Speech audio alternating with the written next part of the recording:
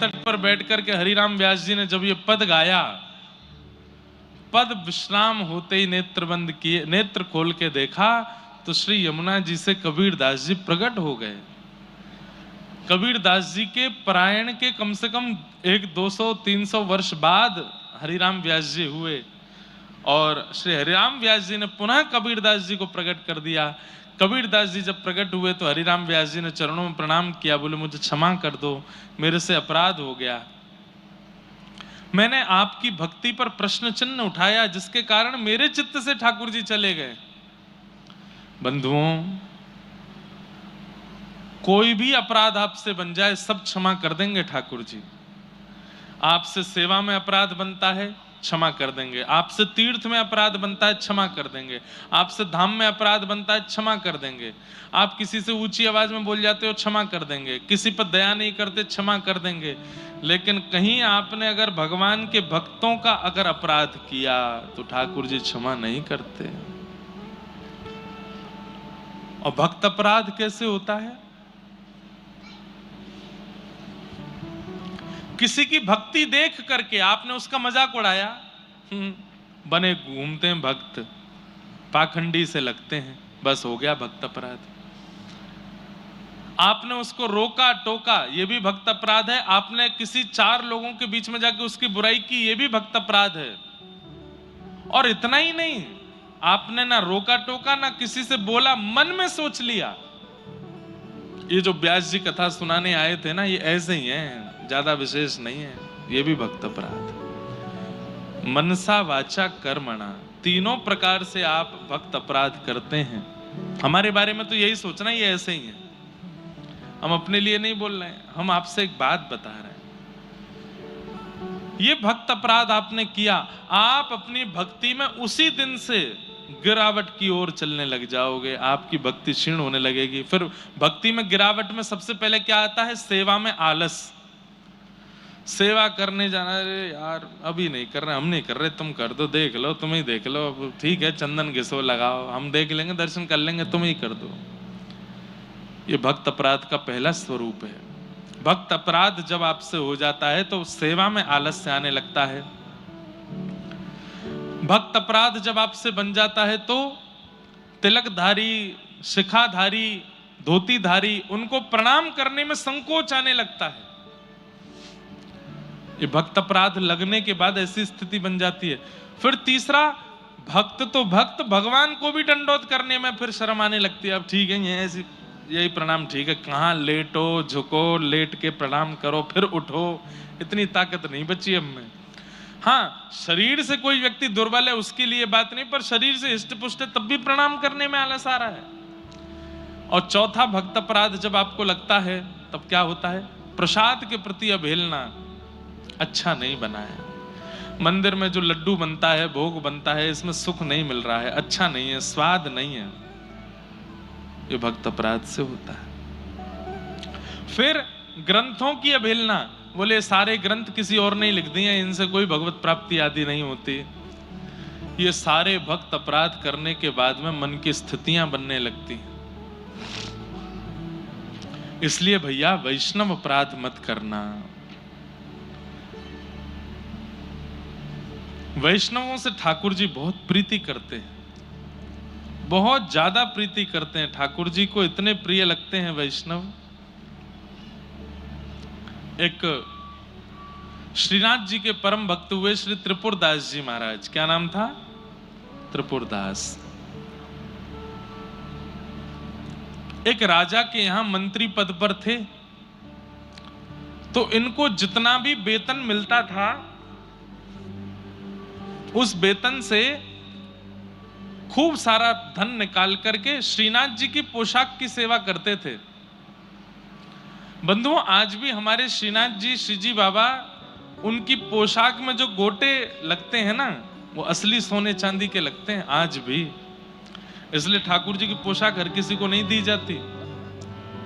कई पोशाकों में जरी जो लगती है, कई पटकों में जो लहरिया आपको दूर से गोटा दिखाई देता है, वो असली सोने चांदी का होता है श्रीनाथ जी की पोशाक में। तो खूब महंगे वस्त्र बनवा करके त्रिपुरदास जी श्रीनाथ जी को भेजते थे। किसी ने राजा से जाके इनकी शिकायत करके उल्टी सीधी बातें भेड़ा करके बोल दी। राजा ने इनको मंत्री पद से हटा दिया। मंत्री पद से हटने के बाद भी ये प्रसन्न थे, कोई बात नहीं, पैसा अभी मेरे पास है, मैं सेवा करता रहूंगा। सेवा करते करते वो पैसा भी खत्म होने लगा। अब इनके पास पैसे नहीं बचे। जाड़े के दिन आए, सर्दियों के दिन आए। सर्दियों में हमारे श्रीनाथ जी एक विशेष प्रकार का कंबल पहनते हैं, उसको गगदल बोलते हैं। जैसे हमने ये बगलबंदी पहनी है ना, इधर बांध के भीतर बांध के, ऐसे एक कंबल बनता है, वो भी ऐसे बंध जाता है कपड़े की तरह। मतलब ये बगलबंदी जो है ये कॉटन की है, इसी को ऊनी बना दो तो यही गगदल कहलावे। ऐसी गगदल श्रीनाथ जी पहनते हैं। तो श्रीनाथ जी की गगदल जब तैयार हुई,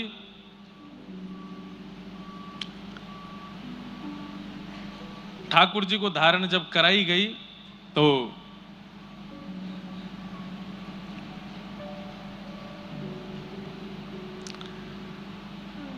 नित्य ठाकुर जी पहनते थे। शीतकाल में जाड़ा लगता है ठाकुर जी को।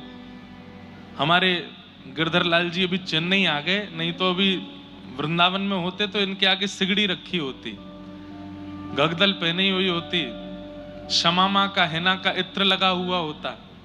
यहाँ तो ज्यादा गर्मी है ही नहीं, तो उस भाव से अभी भी थोड़े गर्म वस्त्र तो पहनाई जा रहे हैं। मूजरी पहनाई जाती, चरणों में मोजे, हाथों में मोजे। ठाकुर जी को सर्दी भी ज्यादा लगती है, गर्मी भी ज्यादा लगती है। गर्मियों में इतनी गर्मी लगती है कि एक कपड़ा पहन के डोलते हैं बस, कुछ नहीं पहनते, एक कॉपीन में ही घूमते हैं हमारे ठाकुर जी। और सर्दियों में इतनी सर्दी लगती है, केवल ये दिखता है और कुछ दिखता ही नहीं है, इतना ढक लेते हैं खुद को। अभी वसंत पंचमी आएगी। वसंत पंचमी के दिन ठाकुर जी के मोजे उतार दिए जाते हैं।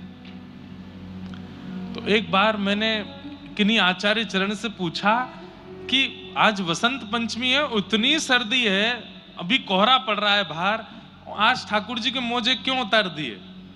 उन्होंने इतना सुंदर भाव बताया। बोले मोजे इसलिए उतार दिए ताकि इनके पैरों में जब ठंड लगेगी तो यही कहेंगे गर्मी ऋतु से कि जल्दी आ, मुझको जाड़ो लग रहा है, मेरे मोजा उतार दिए।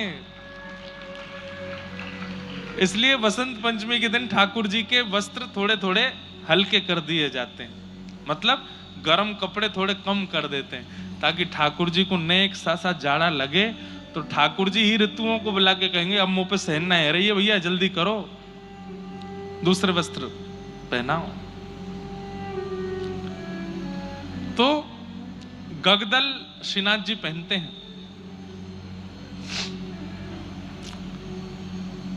त्रिपुरदास जी को सेवा से निकाल दिया गया और सेवा निवृत्त करके उनको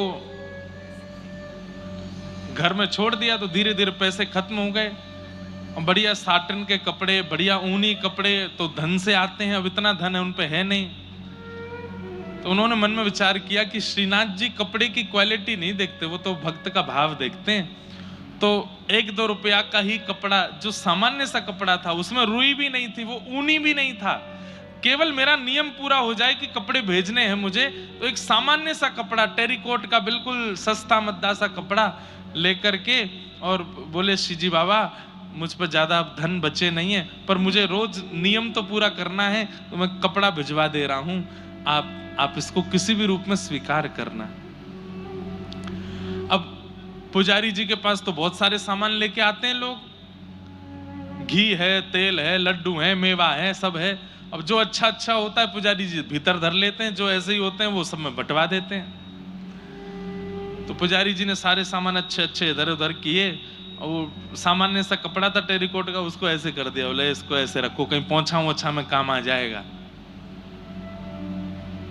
रात्रि का समय ठाकुर जी को इत्र लगा करके कंबल उड़ाए, कंबल उड़ा करके सिगड़ी रखी, सिगड़ी रख के आरती करके शयन करा दिए। सुबह मंगला में जैसे ही गुसाई जी आए और जैसे ही मंगला का द्वार खोला, सामने सिगड़ी पधराई, तो क्या देखी, cut cut cut cut cut cut cut cut जोर से आवाज आ रही है। तो क्या देखा, ठाकुर जी के दांत बज रहे हैं जोर से, और ठाकुर जी ऐसे कांप रहे हैं, आंखें बिल्कुल लाल पड़ गई हैं, नाक बह रही है श्रीनाथ जी की। गोसाई जी बोले जय जय, इतनो जाड़ो लग रहो। बोले मुझको बहुत जाड़ो लग रहा है, जल्दी लाओ। सोई गोसाई जी गए और महाराज 2-4 गगदल और लेकर के आए, सिगड़ी पे उनको गर्म करें, बिल्कुल गर्म कर करके ठाकुर जी को ऊपर से धरामें।